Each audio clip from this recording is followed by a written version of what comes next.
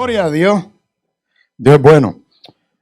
Pues, mis hijos, vamos hoy a concluir esta serie de estudios bíblicos bajo el tema de... Esto es una breve introducción a la hermenéutica. Así que hoy es la semana número 8, donde vamos a estar cerrando. Esta es la parte final del curso. Así que le exhorto a que siga viendo los cursos, las clases en YouTube, que están todas puestas ahí, para que usted pueda refrescar. Y hoy, el tema del cierre lleva por título las herramientas de interpretación. Yo les había dicho que hoy es una clase que probablemente sea más corta que las otras. Las otras eran de 1 hora y media, esta probablemente sea de 1 hora. ¿No? Porque hoy terminamos y yo lo que quiero que repasemos o que trabajemos un poco es el tema de las herramientas. Porque todo buen estudioso de la Biblia, para poder hacer una hermenéutica o interpretación de la Biblia, para que usted pueda entender esos versículos, pues nosotros todos tenemos que ser humildes y reconocer, número uno, que necesitamos la iluminación del Espíritu Santo, que eso es esencial, y que necesitamos la Biblia. Las dos herramientas esenciales aquí son el Espíritu Santo y la Biblia, ¿verdad? Pero Dios, en su infinita gracia y misericordia, ha dado talentos a hombres y mujeres y capacidades para escribir libros y Dios ha permitido que su palabra se multiplique. Así que hoy vamos a presentarles varias opciones que toda persona que lee o estudia la Biblia debería tener en su biblioteca personal. No quiere decir que tiene que comprarlas todas, ¿verdad?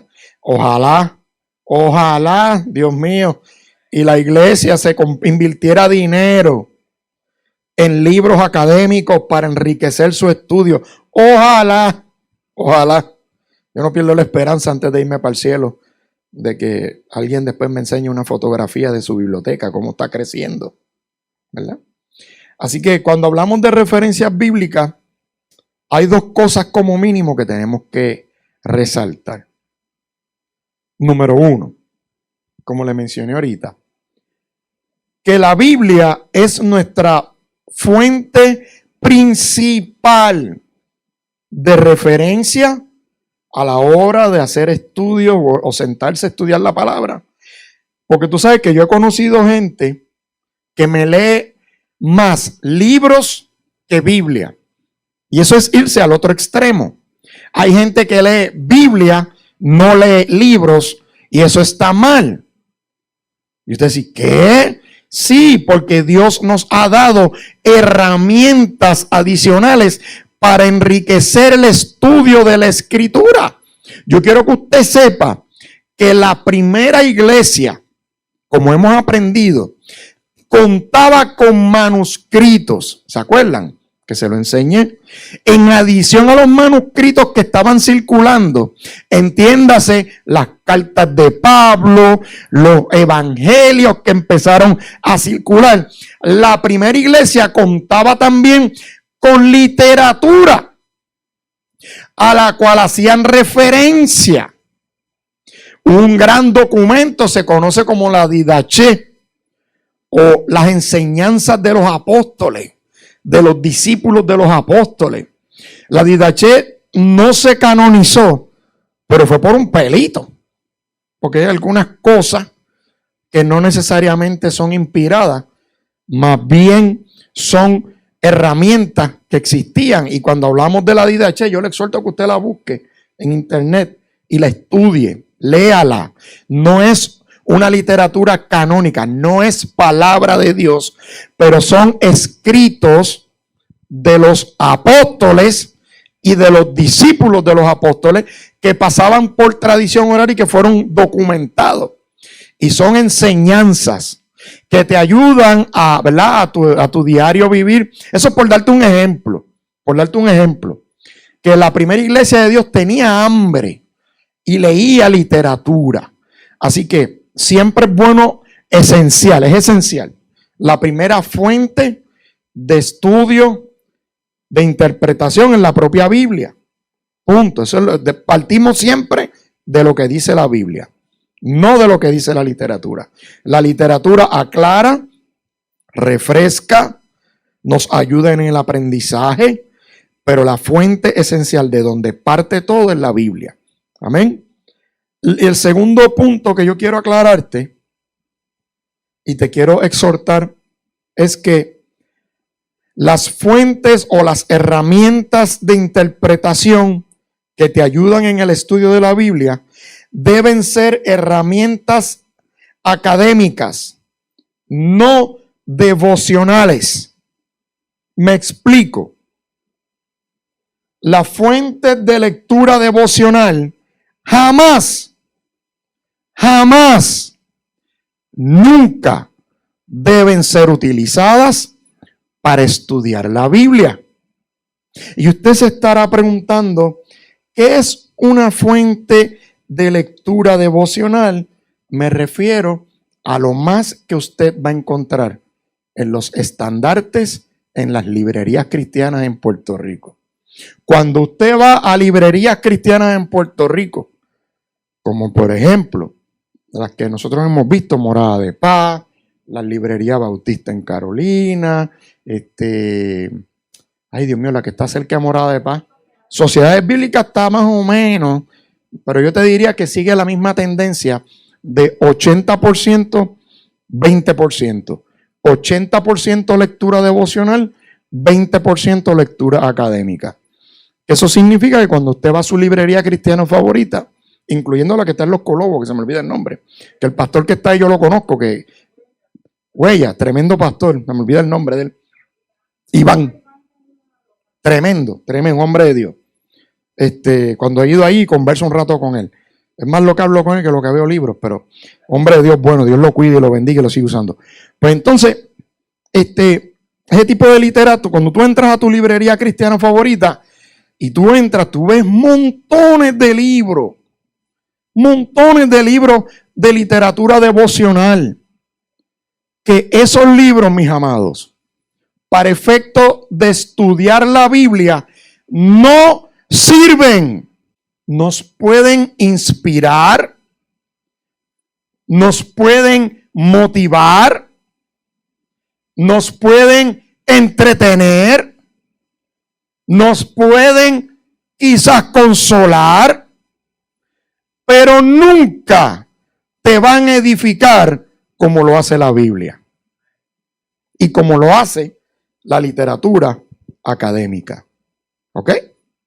Así que ese tipo de libro, y como hoy es el cierre, me voy a poner las botas y te voy a dar hasta los nombres de los autores que tú y yo debemos evitar. Porque hay muchos, te voy a hablar de algunos, por ejemplo. Autores tales como Guillermo Maldonado. Hay gente, mano, no me tiene que mirar, si no, no se asuste. No, o sea, yo no voy a mirar a nadie porque no quiero que nadie se sienta mal hoy. Ni los que me estén escuchando, no quiero que nadie se sienta mal. Pero lo primero que tú tienes que evaluar al tú pararte delante de una góndola o un estandarte en una librería cristiana, lo primero que usualmente se ve es la cara del autor en una foto.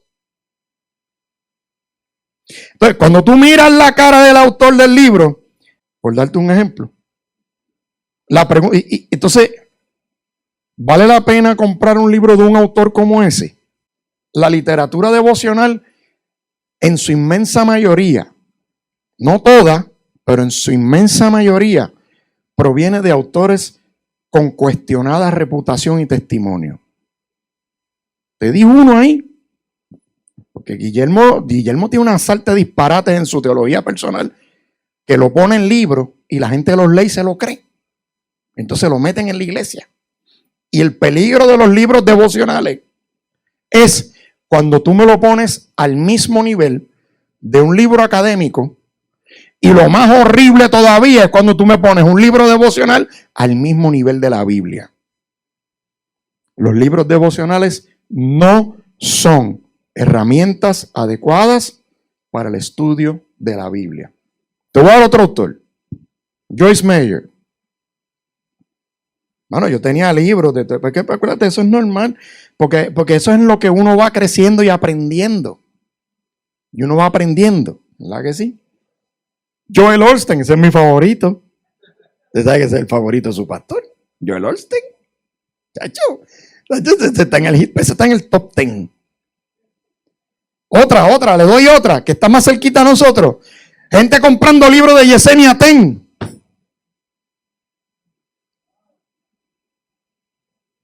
No, mano, no me cuque la lengua. Te voy a dar otro más cerca todavía. Gente siguiendo a Miguel Sánchez Ávila. Nosotros tenemos que orar por ese muchacho. Hay que tener mucho cuidado con ese tipo de literatura. Etcétera, etcétera. Figuras como esa. ¿Cómo se llama el del Club 700? Patterson, el apellido Patterson. Ese es otro. Ay, yo no sé cómo se llama él. El don que lleva toda la vida en el Club 700. Mayor. Válgame Dios. Hay que tener tanto, hay que ser hermano. Y entonces lo más grande de esto es que Dios, en la medida en que nosotros hemos ido creciendo en conocimiento, Dios no es el mismo el que nos ha ido. Nosotros hemos limpiado la biblioteca en 27 años que llevamos en el Evangelio en 2 ocasiones. Y la última limpieza, yo boté todos esos libros porque esto yo no lo puedo regalar. Yo no puedo regalar esto. Yo los tiré para reciclaje, para que recicle el papel. Eso no vale la pena ni pasarlo para adelante ni de gratis. Porque está el disparate en esos libros de vida devocional. ¿Usted sabe qué? De esos libros de vida devocional, cada dólar que usted invierte en esa literatura hace más rico a los autores. Sin embargo, a la iglesia no le gusta comprar libros académicos como los que les voy a mostrar aquí. De gente que estudia, son los más grandes. Escribe gente que nunca ha estudiado.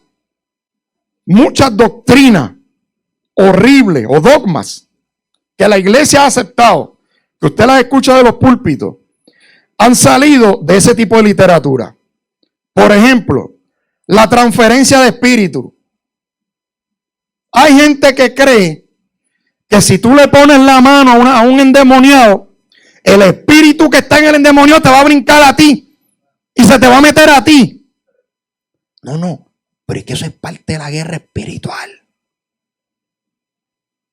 Mira, yo te he contado 1000 veces, aquí hay gente que quizás nunca me ha escuchado. Una vez nosotros fuimos a Luquillo, al pueblo, porque había una iglesia que vino a conquistar Luquillo, cuando ya nosotros llevábamos como 4 años aquí. Ellos venían a conquistar Luquillo, ¿ok? Porque Dios le dijo que Luquillo era de ellos. Entonces se nos acercaron, porque fueron por todas las iglesias a presentarse y a decirnos a las iglesias que Dios los trajo a Luquillo porque ellos iban a conquistar Luquillo. Y vinieron hasta donde nosotros. Y nosotros los saludamos, los recibimos, hablamos con los pastores, oramos por ellos. Es más, yo hasta le dije, ¿cuándo es que tú tienes el evento en tal sitio? ¿Qué te hace falta? Pues fíjese, pastor, necesitamos unas bocinas. Yo te las pongo, yo te las presto. Tú viniste a conquistar, yo te presto las bocinas. Por lo menos vas a usar las que yo uso para predicar. Para que conquiste el Luquillo. Pues, fuimos para allá. Y allá llegó una reggaetonera convertida, que no me acuerdo el nombre de ella. Yo no sé quiénes estaban ahí conmigo, de los que están aquí. No debe ser mucha gente, posiblemente algunos líderes. De seguro yo recuerdo haber visto al pastor Adam, si mi memoria no me falla. Y ustedes estaban. No recuerdo si Javier y Laura estaban, ellos me dirán.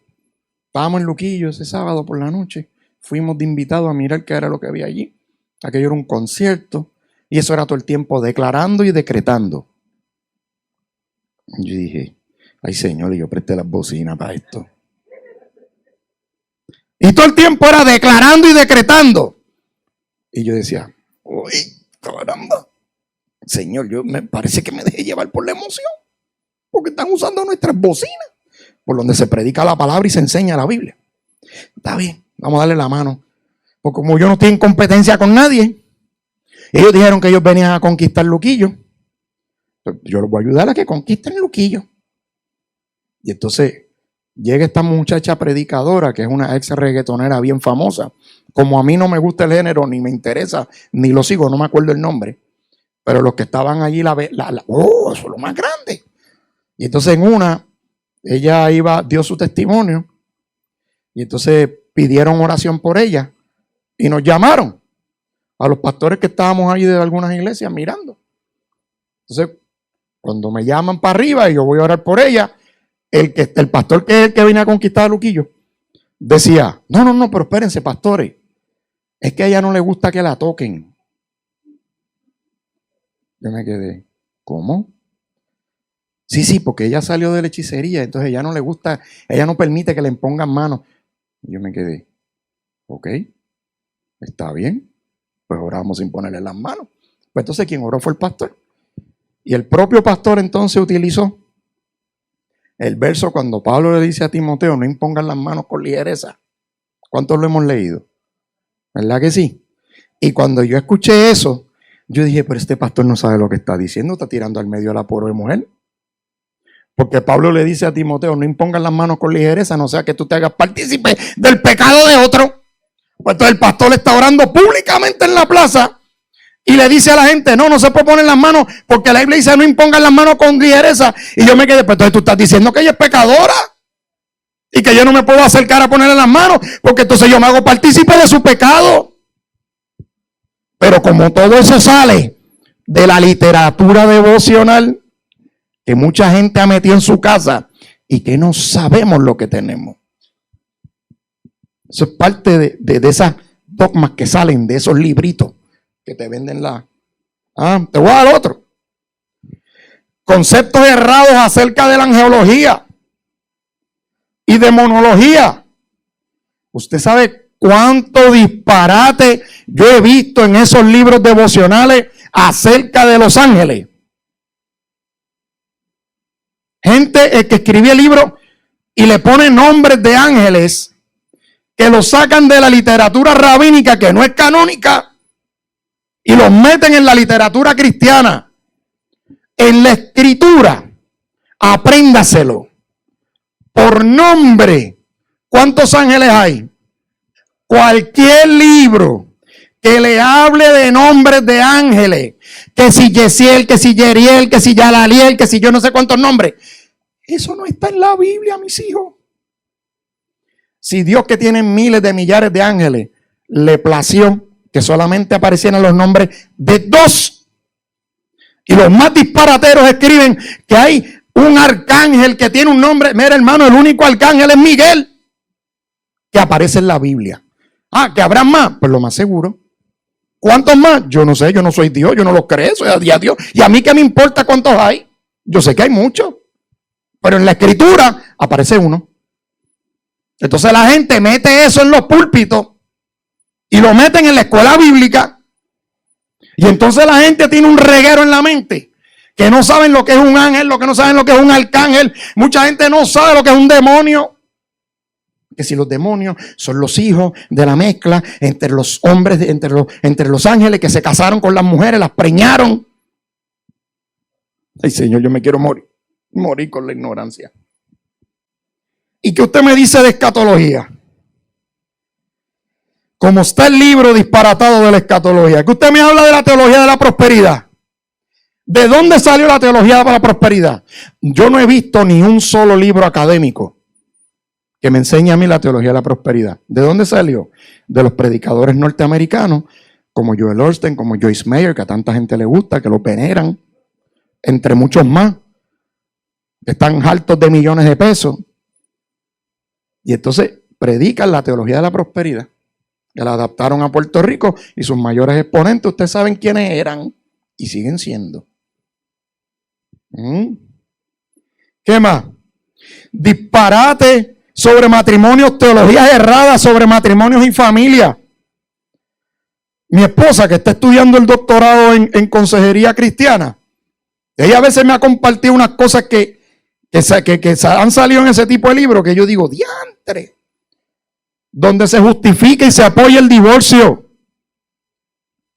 Usted ve que hoy en día la gente no respeta el sagrado voto del matrimonio. Y ante el primer conflicto seguida empiezan a llamar el divorcio, el demonio del divorcio por nombre.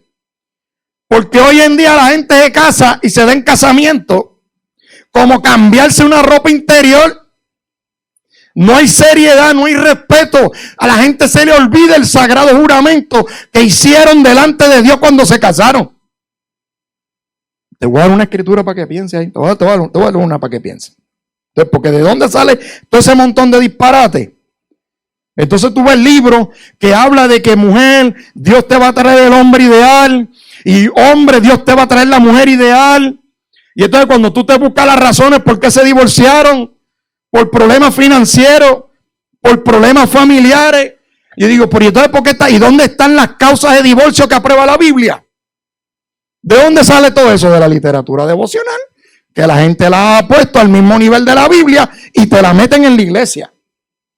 Te voy a dar un ejemplito ahí, mira, un versículo que te lo voy a leer. Lucas 16, 18. Mira lo que dice. Acuérdate una de las reglas de hermenéutica que yo te enseñé. A lo mejor no la escribí, pero te la enseñé. Las palabras de Jesús van por encima de cualquier otra cosa. Lo que sale de la boca de Jesús va por encima de lo que sale de la boca de cualquier otro autor bíblico. Lucas 16, 18.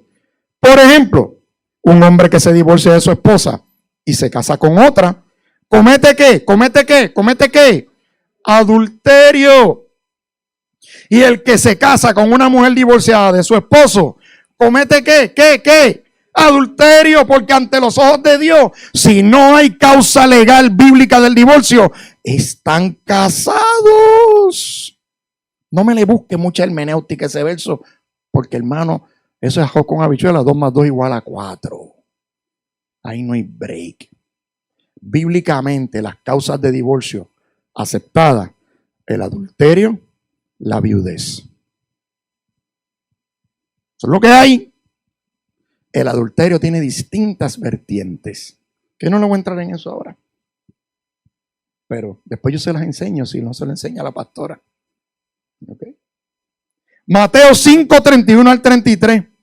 Han oído de la ley que dice: un hombre puede divorciarse de su esposa con solo darle por escrito un aviso de divorcio. Eso es Jesús hablando a los fariseos. Pero yo digo que un hombre que se divorcia de su esposa, a menos que ella le haya sido infiel, oye, lo mismo le aplica a él, ¿sabe? Mismo principio. No vaya a pensar que el hombre puede ir, ser adúltero, y no hay causa de divorcio, porque Jesús dijo que era la mujer la que sí. Usted me entiende lo que quiero decir, ¿verdad que sí? Hace que ella cometa adulterio, y el que se casa con una mujer divorciada también comete adulterio. Eso quiere decir que una mujer divorciada o un hombre divorciado que se divorcian por causas que no son bíblicas, hay problema. La definición está, que es adulterio. Adulterio no solamente es acostarse con otra persona. Eso tiene otras vertientes. El adulterio es engaño. El adulterio es otra cosa. Porque hay hombres y mujeres que nunca se han acostado con otras parejas estando casados y están en adulterio. Porque lo que va detrás de la palabra del adulterio es el engaño. Y el engaño tiene muchas vertientes. Pastor, ¿y qué vamos a hacer con un hombre que maltrata a la mujer? Que la golpea. Lo vamos a ayudar. A la mujer hay que sacarla o a él hay que sacarlo de la casa y entrar en un proceso de rehabilitación. ¿El divorcio automático? No. Usted me perdona, no, pero antes de que se divorcien hay que tratar ese matrimonio. Hay que protegerla a ella y hay que sacarlo a él y protegerlo a él también. Porque un hombre no nace agresor. Los agresores se hacen. Y yo me recuerdo que Brenda y yo estábamos pastoreando una vez una pareja que el hombre era agresivo. Nunca le pegó a la mujer, pero cuando le daban las perretas rompía trastes en la casa. Rompía vasos. Y después estaba: yo soy el más que sé de la Biblia y yo voy a predicar acerca de esto. Y después las hijas venían donde uno y nos contaban: ay, papi estaba rompiendo la vajilla ayer. Entonces yo tenía que, le decía a Brenda, yo hablo con esa persona y yo lo confrontaba. Pero ese no es, hay veces que yo nunca hago esta pregunta, o sea, yo nunca me hago esta pregunta, pero hoy me la voy a hacer, este planteamiento. Yo no sé por qué yo estoy trayendo esto hoy, menos en una clase hermenéutica.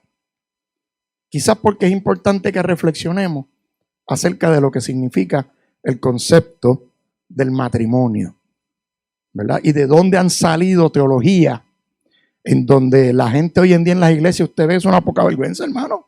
Es una poca vergüenza. Usted me perdona, pero eso es así. No hay respeto a Dios. No hay respeto a los compromisos que hacemos con Dios. Y entonces todo eso sale. Pues yo voy a la librería, me busco un librito que me pase la manita por las emociones. Y me ayude. Y me ayude. Y me pase la manita. Y entonces pues, ¿verdad? Pero no me meto un libro académico. Así que, ¿qué le puedo decir? Me tiene que amar. No se ponga serio. Que eso era más que un poquito de introducción ahí. Hay muchas más cosas que te pudiera decir. Pero todo eso que estamos viendo hoy en día en las iglesias, de seguro eso no viene de la Biblia. De seguro eso no viene de la Biblia. Si el hombre que maltrata en su casa, después de haberle dado una oportunidad, porque Dios es un Dios de oportunidades, y las oportunidades hay que extenderlas. A la gente hay que ayudarla, hay que predicarla, hay que darle oportunidades. No se puede permitir el maltrato conyugal, eso es inaceptable. Eso no se permite nunca. Y cuando a mí me han venido a traer el asunto, yo he llamado policía con Brenda. Cuando me vienen a traer una mujer, cuando viene una mujer donde a mí me dice, mi marido me dio una pela, lo primero que yo le llamo a la policía. Vamos a hablar con la policía. Porque ese hombre hay que sacarlo de ahí. Vamos a restaurarlo. Ese hombre tiene que ir a buscar consejo, necesita terapia. Un hombre, y hay mujeres también, ¿sabes? Perdónenme, esto no es para nosotros nada más, porque hay mujeres que se las traen, hermano, que son las que reparten el fuete en la casa. Lo que pasa es que eso es lo menos que sale a la luz. Y los casos que Brenda y yo hemos tenido que manejar desde que estamos liderando gente, han sido unos cuantos. Y la mayor parte son de hombre hacia mujer, ¿verdad? Así que una persona, todo eso sale, o sea, cuando una persona se mete en la escritura y se mete con Dios y aprende lo que hay que aprender, modifica su comportamiento. Pero si la gente sigue leyendo esos libros que no edifican, yo les prometí que yo iba a hacer una fogata. Yo quiero hacer una fogata en la playa para comer marshmallow. Y no se crea usted que yo voy a cortar un árbol. Yo no le voy a quitar la vida a un precioso árbol. Cuando usted esté listo para botar los libros esos, cuando Dios le diga, mira, bota esa porquería que tú tienes en tu casa, usted me avisa y hacemos una fogatita. Es más, yo compro los marshmallows. Pero no vamos a hacer fogata con un árbol, porque a lo mejor el árbol dice, ay pastor, ¿qué culpa tengo yo que me van a picar? Para coger la madera para hacer una fogata. No, cogemos el libro. Seguimos. Y entonces, me tienen que amar hoy. Hoy yo le dije que iba a ser breve. Me tienen que amar. Si no, no va para el cielo. El primer tipo de herramienta, como te dije, Biblia. Embuste que esa hora es. A mí se me fue media hora en este tema y no he estado más que en una sola página. Ustedes no me ayudan. Alguien me tiene que hacer señas, Brenda Lee. Yo dije que yo quería ser breve hoy. Y todavía me estoy preguntando qué tiene que ver aquello que dije con la clase. Pues entonces, la Biblia, ahí te traje, mire, 5 ejemplos. Tiene la Reina Valera, tiene la traducción al lenguaje actual, la Dios habla hoy es excelente versión. La Dios habla hoy tiene libros deuterocanónicos, ¿sabe? Es bueno que los tengan ahí por referencia, para que usted vea los disparates que hay en algunos libros deuterocanónicos y otras cosas. La palabra de Dios para todo, nueva traducción viviente. La Biblia, mientras más versiones usted pueda tener, mejor. ¿Cuántas versiones yo les enseñé a usted que usted debe tener de la Biblia? ¿Cuántas? Entre 3 mínimo a 5. Si quiere tener 20, mejor. Pero en todo hogar debe haber mínimo 3 versiones. Usted no me haga un estudio bíblico con una sola versión, mínimo 3. Y ahí le puse una fotito. Es más, yo había puesto otra foto y la quité. Porque como yo no sé quién va a ver esto, pero yo le había puesto la foto de la Biblia latinoamericana, que es la Biblia católica. La versión latinoamericana es muy buena versión. Pero pastores, es la Biblia católica. Esa Biblia tiene los deuterocanónicos y la Biblia evangélica Dios habla hoy también. Pero bueno, no es la única que los tiene. Hay otra que los tiene. ¿Ok? Así que Lo importante que usted debe tener en cuenta a la hora de usted comprar la Biblia es asegurarse cuál es la fuente de su traducción. Estas son las 5 Biblias que yo recomiendo. Pero hay más. El problema con otras versiones, por ejemplo, los Testigos de Jehová tienen una. Yo te la voy a recomendar, por supuesto que no. Pero tienen Biblia. Hay una Biblia bien común que mucha gente compra, que es la Biblia Peshtita. Y yo siempre le he dicho a la gente, puede comprarla, pero úsela como referencia para el Antiguo Testamento. Porque eso es una Biblia que traduce desde el arameo. Y el Nuevo Testamento no se escribió en arameo. Por lo tanto, la Peshtita, tú tienes que ir al griego para moverte del griego al arameo, para del arameo al español. Hermano, pues usted va a ir a Ponce dando la vuelta por la isla. Está por el expreso. ¿Ve lo que le digo? Y así usted tiene que, cuando usted vaya a ver una versión nueva que venden, usted abra la, chequee de dónde viene, cuáles son sus manuscritos, de qué fuentes ellos usan para traducir. Hay Biblias judías que están alteradas. Y hay una nueva ola por ahí de versiones de Biblia judía que editaron los versículos de la divinidad de Cristo. Algunos los eliminan, otros los modifican. Así que, pues, tienen mucho cuidado. Pero como anda por ahí una fiebre mesiánica, ¿sabe? Que todo el mundo quiere los judíos. Eso es lo que está de moda. Pues, cuando usted tenga cuidado, yo no le recomiendo que compre una Biblia judía. Porque va a partir de ¿dónde? ¿De dónde va a partir la Biblia judía? Del editor, el punto de vista editor, judío. Y los judíos no creen en la divinidad de Cristo. ¿Está claro? Créame que yo he conocido cristianos que se han judaizado y han negado, están negando la divinidad de Cristo. Los he visto y conozco por lo menos uno que lo conozco personalmente, que empezó cristiano, se envolvió con el movimiento judaizante, allá se enredó con el judaísmo y ahora anda, yo lo tuve que hasta sacar de las redes, yo no puedo con esas boberías, yo no tengo tiempo para leer esas estupideces, gente escribiendo bobadas, negando la divinidad de Jesús, no tengo tiempo para eso. Así que, ¿qué otras cosas tenemos aquí? Las Biblias, si a usted no le gusta el papel, mire, las tiene gratis.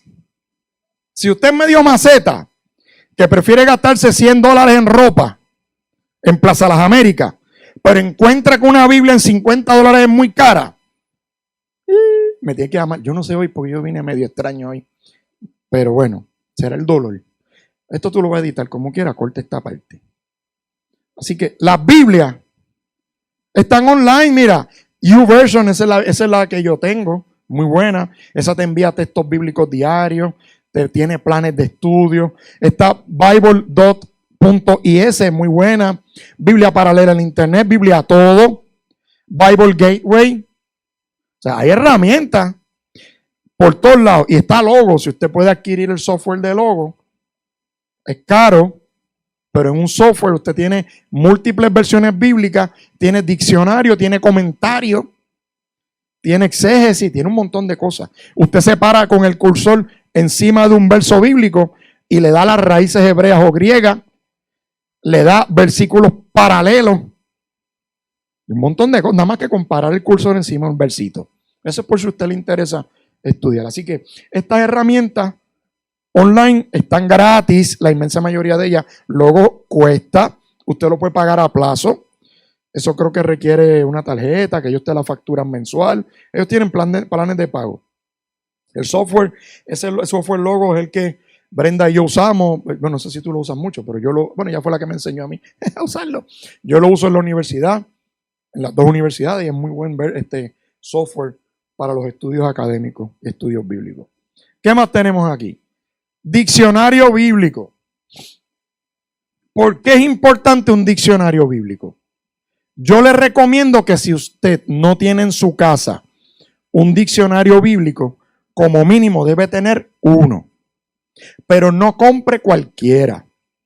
Hay muchos diccionarios bíblicos, los hay chiquitos, pero su pastor es exagerado.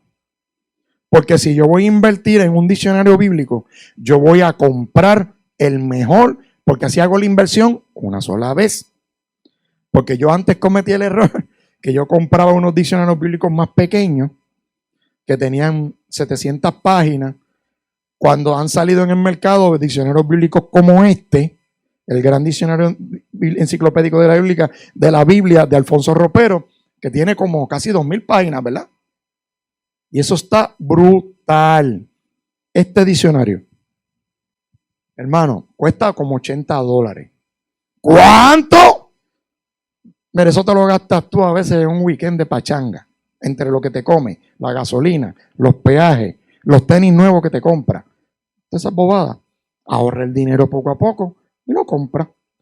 Ese libro es un mamotreto, mira, que como así de gordo, ¿verdad? Una cosa así. Pero usted encuentra todo. Y entonces también está el diccionario bíblico CLIE ilustrado. El negro, el gran diccionario enciclopédico de la Biblia de Alfonso Ropero, no tiene ilustraciones. Pero CLIE tiró del mismo editor, ¿verdad que sí? De varios editores, tiraron uno ilustrado. Que si usted quiere ver cómo era el templo, si usted quiere ver las estructuras, tienen fotos bien bonitas, ilustraciones, cómo era el tabernáculo, herramientas que utilizaban los primeros iglesias, un montón de cosas. Y entonces también está el diccionario de imágenes y símbolos. Son 3 cosas. Por eso te enseñé esos 3. No, ¿verdad? No me tome a mal. No le estoy diciendo que tiene que comprar eso. Yo siempre recomiendo el primero, el negro. Porque ahí usted tiene de todo. A mí lo más que me revienta es que yo estoy estudiando la Biblia y cuando voy a un diccionario busco una palabra, no aparezca. A mí me da un coraje. Y en mi biblioteca yo tengo diccionarios que lo tengo desde que me convertí. Yo tengo un diccionario que es desde que me convertí en el año 95. Y ese es uno de mis bebés. De hecho, se me rompió hasta la portada, tuvimos que rehacerlo. Pero tiene bastante información buena, no me acuerdo el nombre, lo puedo buscar. Todavía lo venden, de hecho. Pero sacaron que es 3 veces aquel, pues tiene más información. Y entonces el de símbolos y de las imágenes está brutal porque es también de la editorial CLIE, porque te explica los símbolos que hay en la Biblia, de distintas culturas, distintas cosas. Es fascinante. Entonces, pues esto es otra herramienta buena a la hora de interpretar. Así que, Biblia, Biblia, diccionario, eso es básico para estudiar la escritura. Lo próximo, un comentario bíblico. Y entonces, ¿qué es lo que pasa con los comentarios? Que muchas veces yo tengo el Matthew Henry, yo tengo William MacDonald, yo tengo algunos de ellos, porque eran los que yo usaba al principio. Cuando yo no sabía mucho de la escritura, no sé mucho todavía, pero quiero decir, cuando estaba aprendiendo todavía en mis primeros pasos en el Evangelio, pues esos eran los comentarios que habían en aquella época. Pero en la medida en que fueron saliendo y yo fui aprendiendo lo que es una diferencia entre un comentario bíblico y un comentario exegético, yo dije, el comentario exegético te va a la raíz de cada verso, te explica el origen de la palabra, te lo conecta y te da una explicación y un estudio profundo. Y estos 2 que les puedo recomendar son bastante buenos, son bastante viejitos. Hay otros que son mucho más profundos que no los tengo aquí en foto. No se los voy a traer porque algunos de ellos parten del griego. Usted no sabe leer el griego, la inmensa mayoría, ¿verdad? Si usted sabe leer el griego y le interesa, me avisa y yo se los recomiendo. Pero son buenísimos. Estos 2, el exegético explicativo de la Biblia, el tomo 1, el Antiguo Testamento, y el tomo 2, excelente el libro. Creo que valen unos $35 y los venden en casi todas las librerías. Muy bueno. Y entonces, otro comentario que siempre debemos tener es el comentario exegético del contexto cultural de la Biblia. Esos comentarios te dan el contexto. ¿Por qué Jesús escribió en la arena? ¿Por qué los discípulos se escandalizaron cuando él habló con la samaritana? Todo eso te lo explica lo que era la cultura alrededor del tiempo de la Biblia y te lo divide en el Antiguo y el Nuevo. Son 2 muy buenos también. Usted no tiene que tener 4. No me malita, no salga a gastar 500 pesos en libre, después me eche la culpa a mí cuando no los pueda pagar. Eso no es lo que estoy diciendo. Yo te estoy diciendo que en 27 años Yo he ido adquiriendo mi literatura poco a poco. Yo no la compré de hoy para mañana. Muchos de estos libros, sobre todo estos, llevan más de 10 años conmigo. Más de 10 años que los compré, 10 años. Y no los compré de cantazo, compré uno primero, después otro, después. Fui poquito a poco. Usted no tiene que tener prisa. Lo que tiene que tener es la idea de qué comprar.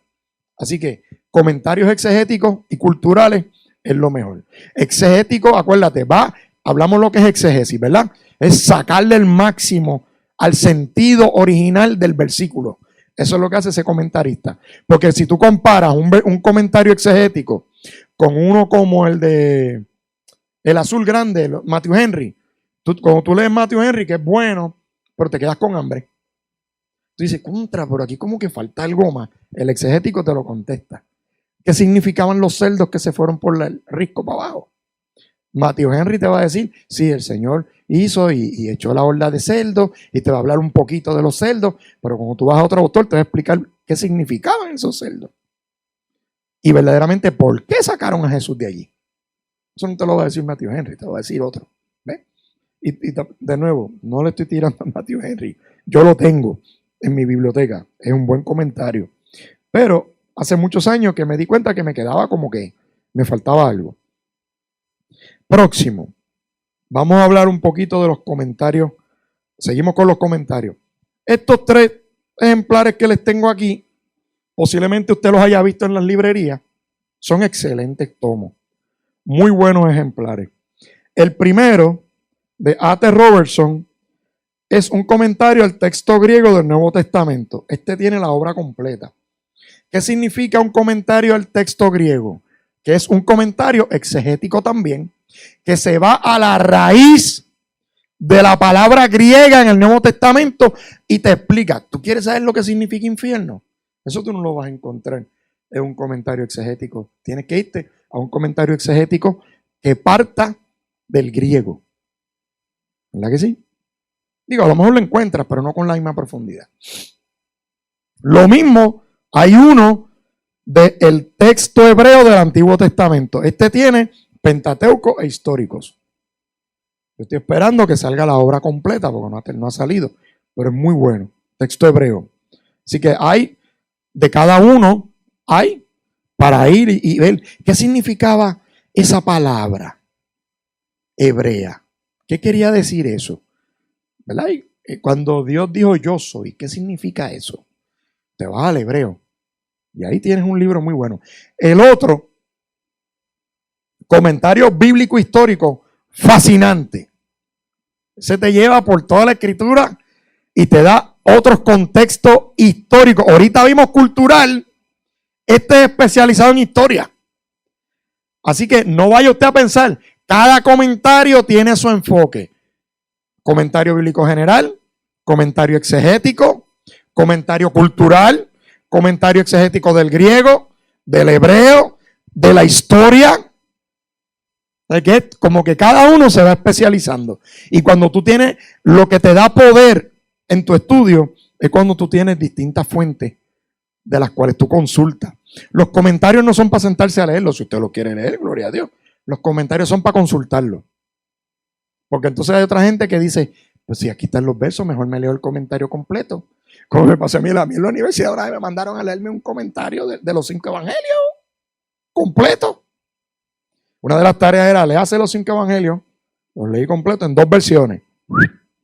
Y después me asignaron un comentario completo de los 5 evangelios. Eso fue parte de una de mis clases que tuve que estudiar. Fascinante. Pero primero el profesor me mandó a leer la escritura.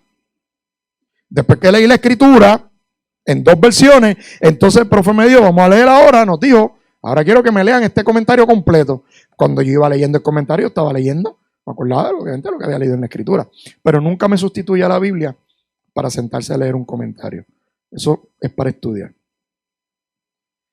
Concordancia. ¿Qué es una concordancia? Yo le doy gloria a Dios por Google. Porque ahora en estos tiempos no era como cuando su pastorcito empezó en el evangelio.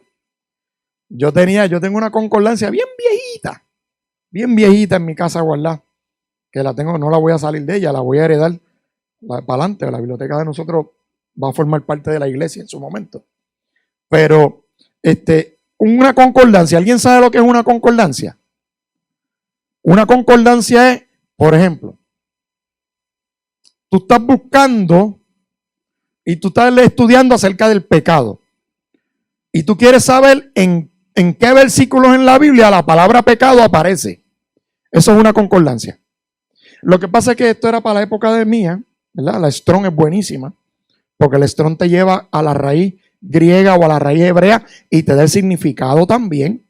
Bueno, y la concordancia temática versus la concordancia exhaustiva son dos cosas distintas. La concordancia exhaustiva, estoy estudiando del pecado, voy a la concordancia para que me diga todos los textos bíblicos donde aparece la palabra pecado. La concordancia temática te busca por tema, no por palabra. Si tú estás buscando regeneración, la palabra regeneración, ese concepto teológico, la palabra regeneración textualmente no aparece en la escritura. Eso es un concepto. Pues entonces el temático, tú buscas la redención, la regeneración, y te va a traer todos los versículos que tienen que ver con ese tema. ¿Me expliqué? Fácil. Esa es la diferencia entre uno y el otro. ¿Qué más bueno tener? Interlineales. Esto es para el estudiante que quiera profundizar. Un interlineal hebreo, esta es la colección muy buena, muy buena, muy buena, es tremendo libro. Un interlineal es lo siguiente, es que arriba te aparecen las escrituras en hebreo y abajo te aparece en español. Y mientras tú estás leyendo lo bufeado de estos libros, ¿de qué manera usted cree que se leen los libros, los interlineales hebreos? ¿Usted tiene alguna idea? Se leen al revés. Porque el hebreo escribe del otro lado. Nosotros leemos, y el griego se escribe de la izquierda a la derecha también. El griego y el hebreo, el griego y el español y el inglés, usted lee de acá para acá. Cuando usted está leyendo un interlineal, usted lee de aquí para acá. Y de aquí para acá. Es una chulería. Y entonces arriba usted va a ver las letras en hebreo y abajo usted va a ver en español. ¿Por qué es importante? Porque si algún día a usted le interesa aprender del hebreo, si no, pero usted ve una traducción que es literal. Esto no es una traducción dinámica, ni equivalencia dinámica, ni te interpreta el texto. Te lo pone literal. Tal, palabra por palabra. Eso es lo fascinante de un interlineal. Yo no sé leer el hebreo. Me preguntan, no me interesa. Yo estudié griego como parte de la universidad. Puedo leer griego, pero no estudié hebreo. No me llama la atención. ¿Verdad? Ese es no está mal. Que quiere estudiar hebreo lo puede hacer. Pero aprendí y el griego es súper fácil. Yo puedo leer griego con mi herramienta y voy leyendo y puedo entenderlo. Pero el hebreo ni papa, ni me interesa. Así que, pero lo interesante de eso es que si yo quiero consultar el hebreo y quiero leer una traducción literal de esta palabra, pues yo la busco y la leo. Y lo mismo ocurre, ¿dónde yo dejé el clicker? Míralo aquí. Lo mismo ocurre con los interlineales griegos. Estos dos son los más conocidos de Francisco La Cueva. ¿Ok? Para nivel de escuela bíblica a nivel universitario, otros 20 pesos. Pero para nivel de escuela bíblica, muy bueno. Excelente. Si usted quiere, no tiene que comprar dos. Con que compre el violeta es suficiente. Porque el violeta es una edición más académica del otro. ¿Ok? El que va más profundo. Y la traducción está bien buena y se lee bien fácil. Porque usted lo va a leer en español. Si usted quiere ver. Y si usted algún día quiere aprender lo básico, pues hay unas maneras bien sencillitas de cómo interpretar el alfabeto, ¿verdad? Griego versus el español. No es muy difícil. Pues usted tiene un aparato para traducir, usted lo puede seguir y usted puede leer y pronunciar las palabras. Así que eso es muy bueno. Ya eso es un poquito más, eso, ¿verdad? Eso no es que lo tiene que comprar. Es por si usted quiere profundizar.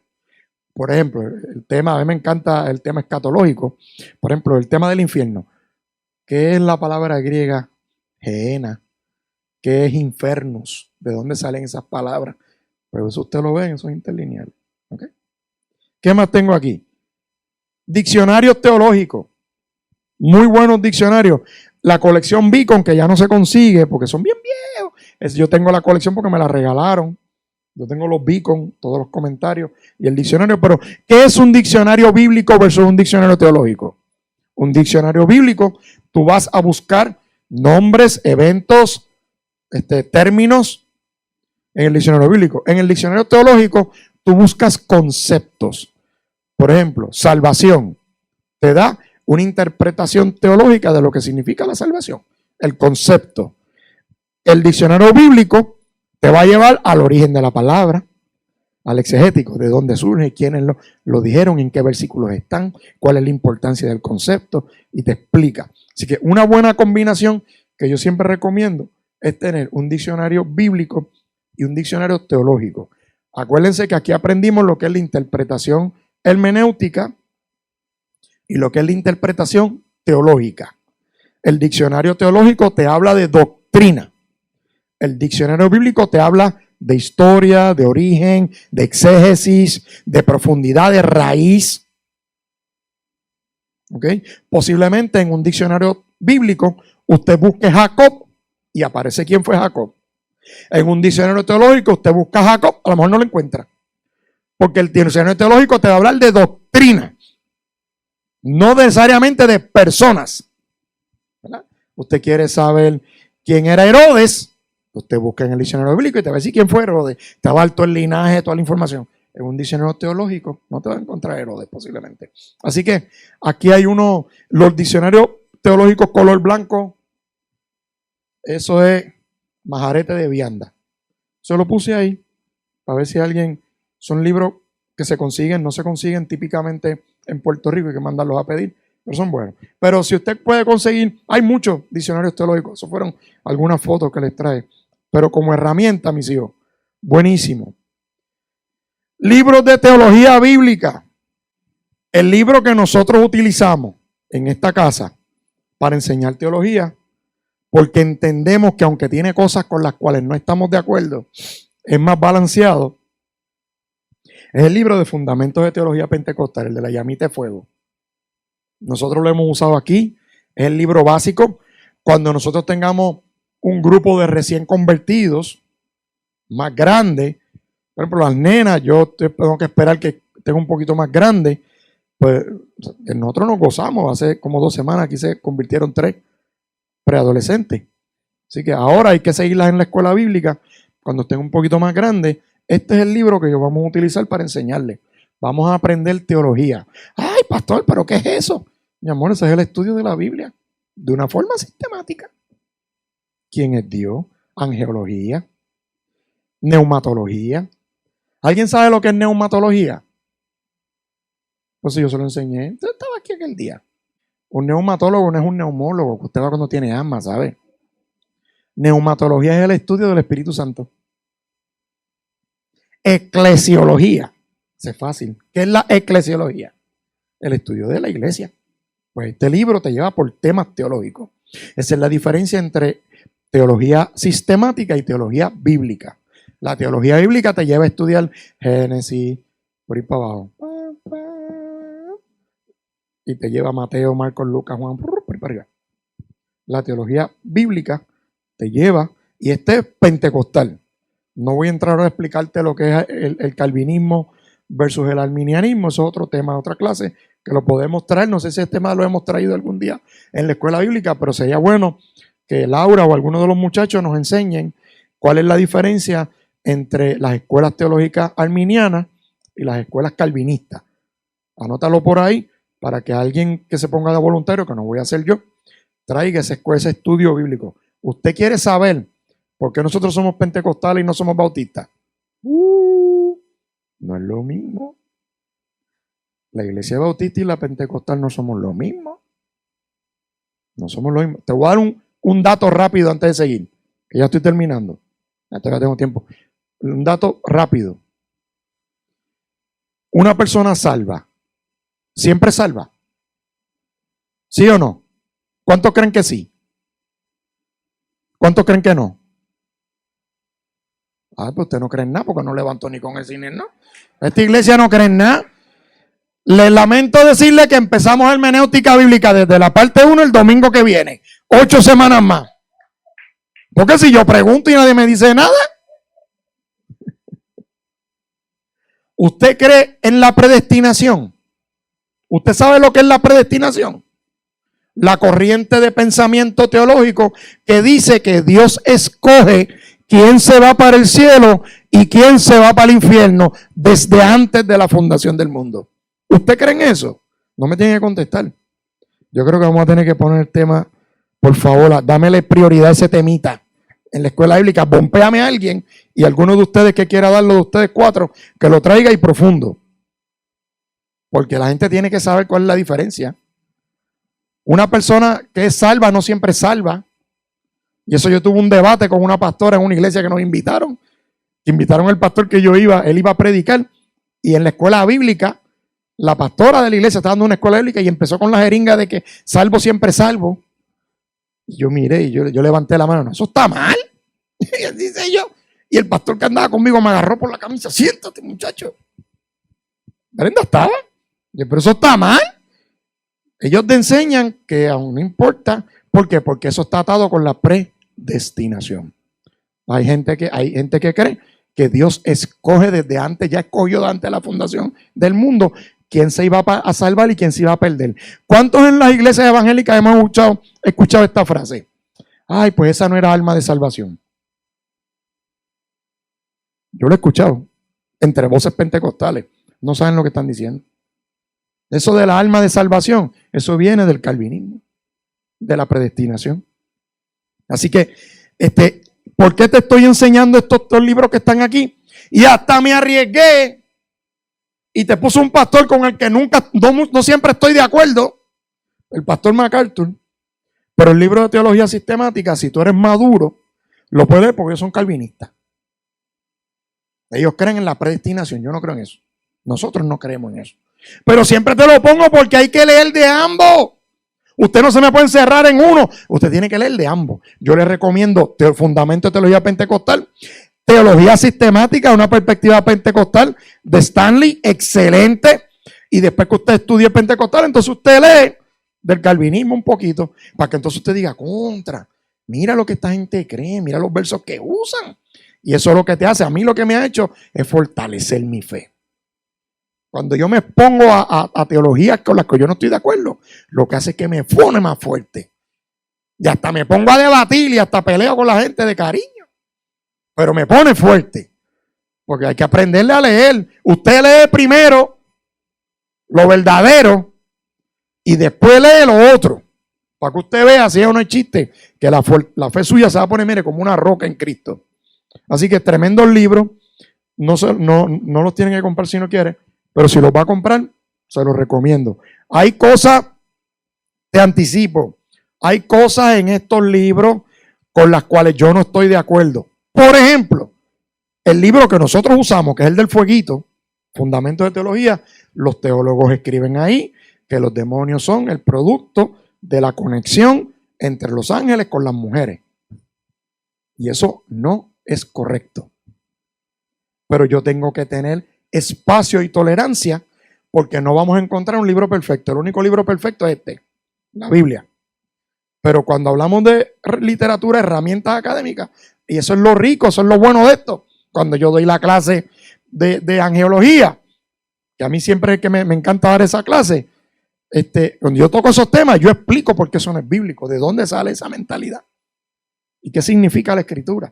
Así que nada, seguimos. No me queda mucho. ¿Dónde están nosotros? ¿Qué es lo próximo?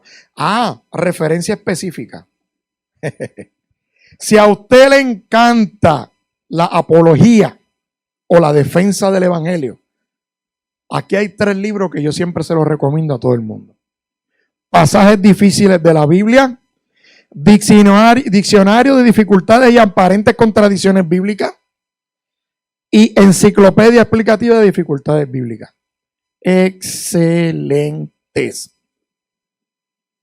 Pero pastor, tú me enseñaste que la Biblia no tiene contradicciones. No, las contradicciones se las buscamos nosotros. Pero hay algunos versículos. ¿Cuántos se acuerdan lo que habíamos hablado de versículos oscuros, textos oscuros? ¿Se acuerdan de eso? Pues estos libros que están aquí dan luz a los textos oscuros. Y aprendimos en la clase de hermenéutica que un texto oscuro es un texto que, ¿se acuerdan? ¿No se acuerdan? Se lo voy a decir. no han visto ni los videos. Los textos oscuros son textos que son difíciles de interpretar por sí solos. Que tú los lees así y dices, esto suena raro. ¿Se acuerdan el clásico que hablamos la semana pasada? Si la mujer no tiene hijos, no se salva. ¿Se acuerdan? Eso es un texto oscuro que requiere más que información para poder ser interpretado. Y entonces aquí te habla de contradicciones y dificultades que la gente, cuando tú hablas con la gente hoy en día no son tontos, ¿sabes? La gente lee la Biblia. El no creyente, yo he hablado con no creyentes que han leído partes de la Biblia. ¿Ok? Y uno tiene que prepararse. Así que esto es una excelente herramienta como referencia específica. Eso va a estar en la internet. Usted lo puede. Si a usted le gusta el tema de la hermenéutica y lo quieren estudiar a mayor profundidad, son 4 libros muy buenos que en lo personal yo los utilicé al principio en la universidad. Excelentes libros, muy buenos, entre otros, los puede utilizar. Son excelentes herramientas para estudiar la Biblia. Algunos de nuestros líderes creo que leyeron uno de estos, o 2, no me acuerdo cuál fue el que leyeron. Creo que fue el primero, el de Elón y Luce. No les gustó mucho, pero aprendieron algo. Aprendieron. La pastora suya estaba protestando, pero aprendió. Referencia específica. Uno de los temas que más a nosotros nos encanta. Historia de la iglesia. Si usted quiere estudiar otras cosas, mire, usted se consigue esos 4 libros y ya con eso está blindado o blindada. Ahora, pero no son libros así, son libros así. Son para consultarlos, para irlos leyendo con calma. Este libro de Justo González, espectacular. Justo González es posiblemente el historiador latinoamericano más importante que tenemos. Gloria a Dios que está vivo y está bien. Y ellos escribieron hace poco, él y su esposa escribieron un libro. La esposa de él también escribe. ¿Es la esposa de él o la de Samuel? Es la de Samuel. Usted ve que yo siempre enredo a los personajes. Samuel Pan es excelente. Justo González es excelente historiador. Historia del pensamiento cristiano. Historia del cristianismo, historia del pensamiento son 2 cosas distintas. Uno va como evolucionando el pensamiento cristiano y el otro te habla de la historia. Desde la era de los mártires hasta la era inconclusa. Fascinante libro. Incluye fotos. Si usted quiere una lectura que lo haga reflexionar, cuando usted se esté quejando que usted esté pasando por prueba, yo siempre le digo a la iglesia, lea Literatura del Martirio. Léala. Para que usted vea lo gráfico. Ese libro de Eusebio yo me senté en un día y me lo leí completo, no me pude despegar. Cómo Eusebio describe lo que hacía la persecución romana con la gente. ¿De dónde surge la silla caliente? Cómo aserraban la gente y los picaban. Te lleva por partes en Europa, en Francia. Yo quiero que usted sepa que en Francia, la persecución en Francia fue de las más brutales. Y Eusebio es un historiador y recoge narrativas históricas verídicas. Si usted no se le tuerce el estómago ni se le sale una lágrima leyendo eso, yo siempre le digo a la iglesia, búsquese un libro del martirio, léalo. En el libro de los mártires te dan historias de mujeres cuyos papás las entregaron al martirio porque se convirtieron a Cristo y ellos no. Y cómo Dios hacía milagros y te cuenta historia por nombre de una mujer mártir que estaba encarcelada y desde la cárcel escribió cartas. Ella decía, yo procuro ya la muerte para estar con mi Cristo, pero cada vez que me sueltan a los leones no me devoran. ¿Por qué no la devoraban? Porque era el plan de Dios que esa carta que esa mujer escribió te llegara a ti y me llegara a mí. Y tú te estás quejando y llorando siempre por los problemas. Y esa mujer anhelaba, decía, yo quiero ya estar con mi Señor. ¿Usted sabe lo que es la silla caliente? ¿Quieres saber lo que es la silla caliente? ¿De dónde surge la silla caliente? Tanto que hemos escuchado ese término en Puerto Rico. Chacho, esa silla está caliente, yo para allá no quiero meterme. Como en los coliseos le metían carbón y leña debajo de una silla de acero y le prendían candela.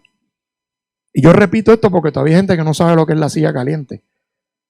Y en esa silla de acero le llenaban de carbón abajo y las prendían en fuego.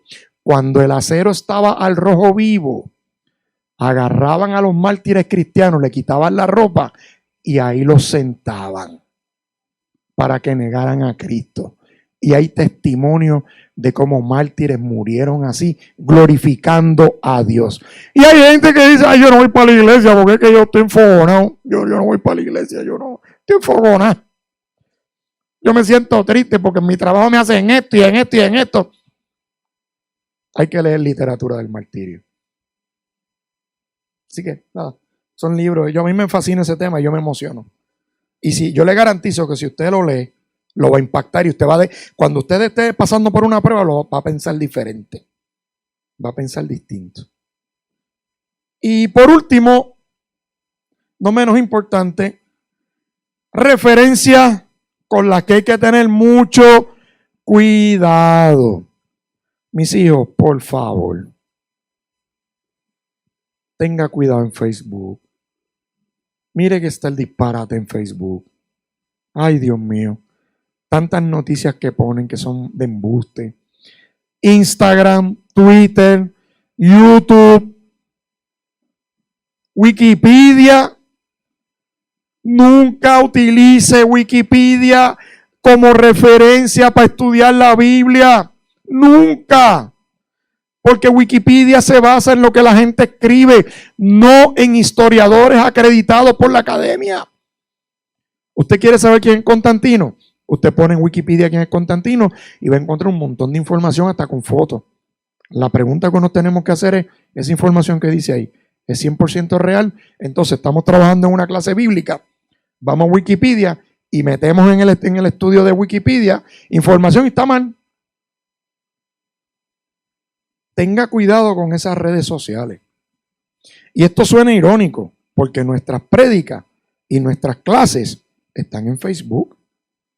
Y yo les estoy diciendo a usted, tenga cuidado con Facebook, tenga cuidado con YouTube, donde están nuestras clases, para usarlo como referencia, para estudiar, y mucho menos para darme una clase bíblica aquí.